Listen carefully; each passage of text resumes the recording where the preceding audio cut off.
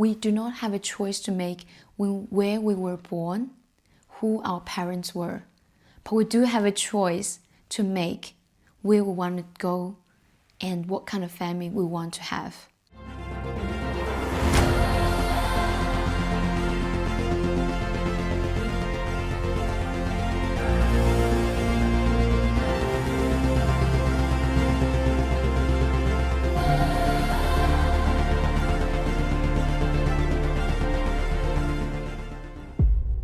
It was a normal evening after school. I was home with my mom. My mom, she finished the whole day's work. She was exhausted, but she still had to do the work. Went to the kitchen. I remember when I saw my mom, her little body, she's shorter than me. She looks tiny. And she went to the kitchen, and I remember the house is a mess all the time. The dust is like 10 inches thick everywhere. And I always complain about my mom, why our house is so dirty, why it's so yucky, why I'm living a house like this. And that night, Mom went to the kitchen. She was rushing, and she finally got the dinner ready. I remember I could smell the rice that is ready, and because of the time that is so late already, she had to get everything done, which she had no idea how she could do it. And she put the spicy bacon in the rice cooker so that it can be ready at the same time. And finally, the dinner is almost ready. And then, in the distance, my dad was reaching back home, and I could smell that alcohol, disgusting smell. And it's not the first time. He walked in, and then I was so nervous. Everybody started to be nervous because it's just so familiar that something's just gonna happen, because my dad never has a good temper. And that night, I smelled the storm. When Mom said, dinner's ready, and I helped put everything on the little bench that was sitting very low to eat. We don't even have a proper table to eat dinner.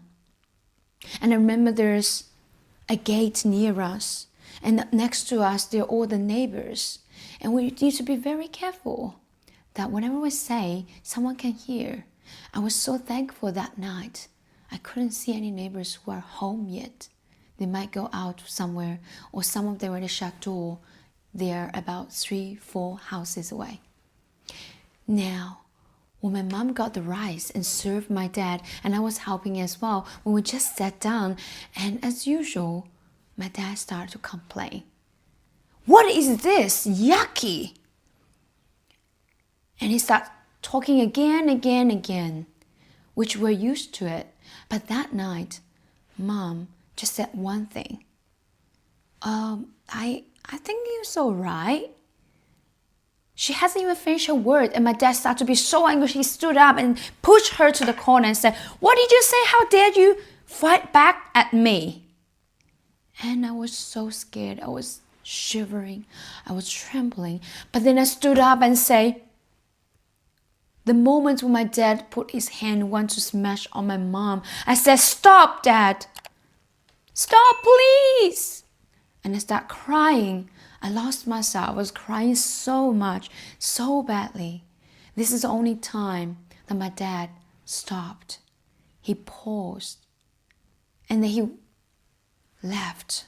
He went to his bedroom, just there. The reason I'm sharing this story with you is because my childhood life, that is just an iceberg of it.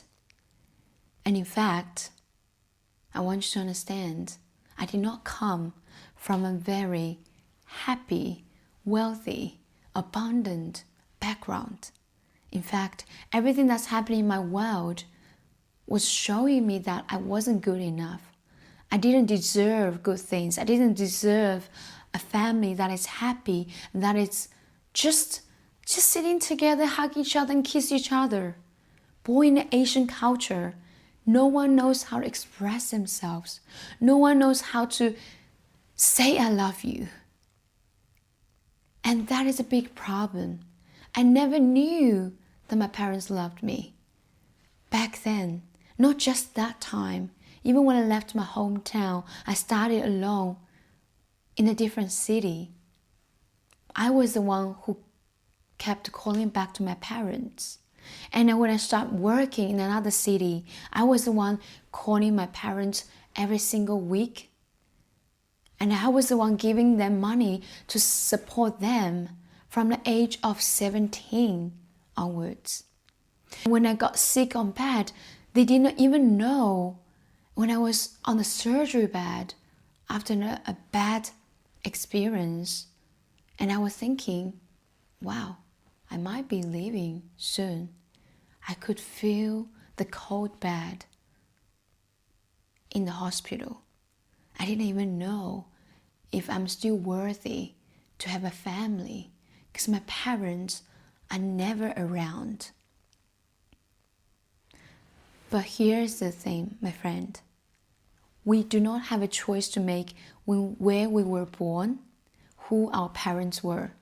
But we do have a choice to make where we want to go and what kind of family we want to have.